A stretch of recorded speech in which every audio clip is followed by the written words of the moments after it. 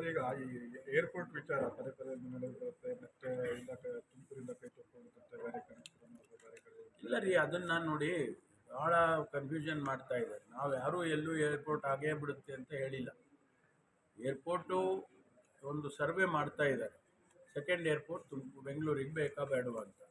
ಅದು ಒಂದು ಇನ್ನೂ ಎಲ್ಲೋ ಒಂದು ಭಾಳ ದೂರದಲ್ಲಿ ಇದೆ. ಅದು ಸೆಕೆಂಡ್ ಏರ್ಪೋರ್ಟ್ ಆಗಬೇಕು ಅಂತ ಫಸ್ಟ್ ತೀರ್ಮಾನ ಆಗಬೇಕು, ಆಮೇಲೆ ಎಲ್ಲಾಗಬೇಕು ಅಂತ ಅವರು ಡಿಪಾರ್ಟ್ಮೆಂಟ್ನವರು ಎಲ್ಲ ಥರದ ಮಾಹಿತಿಗಳನ್ನ ಸಂಗ್ರಹಣೆ ಮಾಡಿ ಈಗಿರ್ತಕ್ಕಂಥ ಏರ್ಪೋರ್ಟಿನ ವರ್ಕ್ಲೋಡ್ ಏನಿದೆ, ಇದು ಟ್ರಾಫಿಕ್ ಏನಿದೆ, ಏರ್ ಟ್ರಾಫಿಕ್ಕು, ಅದನ್ನೆಲ್ಲ ಎಕ್ಸಾಮಿನ್ ಮಾಡಿಕೊಂಡು ಆಮೇಲೆ ಡಿಸೈಡ್ ಮಾಡ್ತಾರೆ. ಹೌದಪ್ಪ, ಬೇಗ ಡೆಲ್ಲಿನಲ್ಲಿದೆ, ಬಾಂಬೆನಲ್ಲಿದೆ, ಆ ರೀತಿ ಏನಕ್ಕೆ ಬೆಂಗಳೂರಿಗೂ ಕೂಡ ಒಂದು ಸೆಕೆಂಡ್ ಏರ್ಪೋರ್ಟ್ ಬೇಕು ಅಂತ ಹೇಳ್ಬೋದು.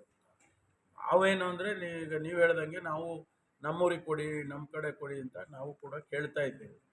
ಅದು ಎರಡು ವಿಚಾರ. ಅದು ಒಂದು ಟೆಕ್ನಿಕಲ್ಲು, ಇನ್ನೊಂದು ಲ್ಯಾಂಡ್ ಇಶ್ಯೂಸ್.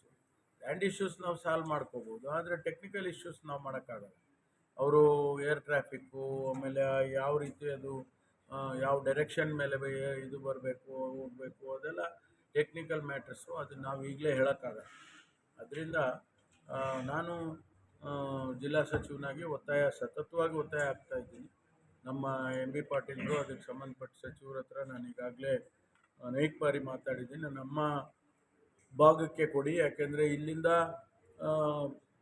ಉತ್ತರ ಕರ್ನಾಟಕಕ್ಕೆ 20-26 ಜಿಲ್ಲೆಗೆ ಹೋಗುತ್ತೆ.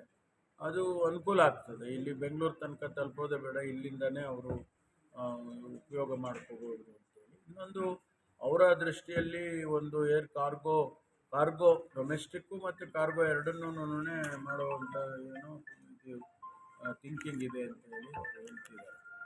ನೋಡೋಣ ಮುಂದಿನ ದಿವಸದಲ್ಲಿ.